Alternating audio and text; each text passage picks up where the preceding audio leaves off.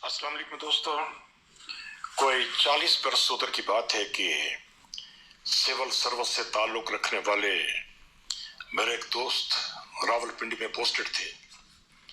4 अफराद पर मुश्तमिल फैमिली, जिसमें माँ बाप,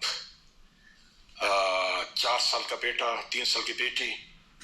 और ये एक खुशबाश घराना था कि एक रोज मरी की सैर को गए। माँ बाप पार्क में एक बेंच पर बैठ गए और बच्चे जरा फासले पर खेल रहे थे। थोड़ी देर बाद बेटा वापस आया तो बहन उसके साथ नहीं थी, जिसके बारे में वो मासूम कोई प्रॉपर जवाब भी न दे सका। जिस पर बच्ची की तलाश शुरू हुई।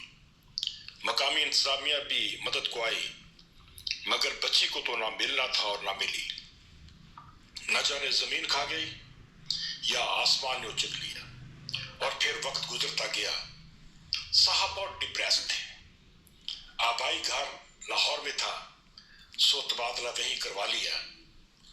कोई 10 बरस के बाद सरगोदा से एक अफसर ट्रांसफर होकर लाहौर आए,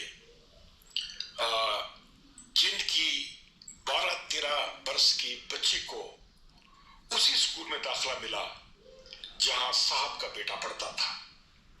और इत्तेफाक से दोनों की क्लास ही नहीं, सेक्शन भी एक था।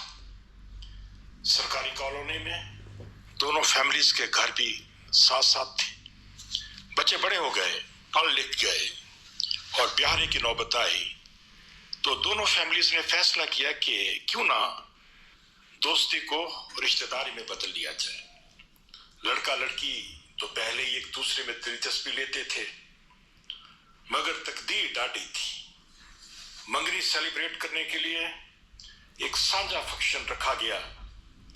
स्टेज पर लड़के लड़की के दोस्तों, सहेलियों और रिश्तेदारों से भरा हुआ था कि अचानक आग भड़क उठी, जो इस कदर शदीद थी कि भागने का मौका ही ना मिला।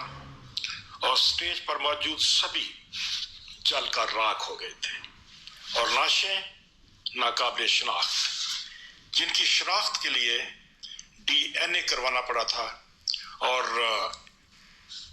इंकशाफ हुआ, जिस पर यह इंकशाफ हुआ था कि दुल्हन आपस में बहन भाई हैं। दुल्हन वही गुमशुदा लड़की है जिसे सरगोदा वाली फैमिली ने लावारसों के अदारे से लेकर पाला, बेटी बनाया था, क्योंकि उनकी अपनी औलाद नहीं थी। दुख की उस घड़ी में मैं भी ताज़ियत के लिए गया था और लड़की के असल बाप ने बड़ी दर्दमंदी से कहा था, शाह जी ये तो बच्चत हो गई, अगर निकाह हो जाता तो कितना बड़ा पाप हो जाता। रब ने औलाद वापस लेकर मुझे एक बड़े गुनाह से बचा लिया। कितना बड़ा आदमी था वो दोस्तों, और अल्लाह पर भरोसे का ये आलम।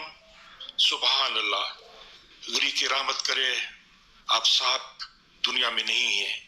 वस्सलाम दोस्तों, अल्लाह आपको खुश रखे।